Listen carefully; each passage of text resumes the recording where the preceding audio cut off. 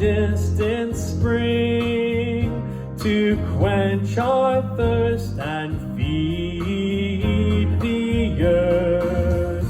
So let our lives flow from you, our source, to counter death and nurture birth.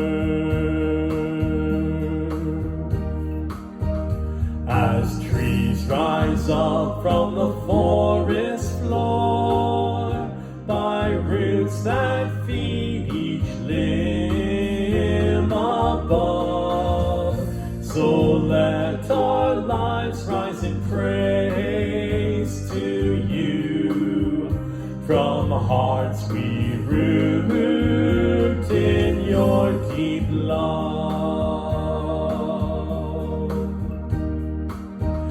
As woods made shelter within its shade, for beasts to feed and birds to nest, so let our lives be a sheltered space, a refuge for the worn to rest.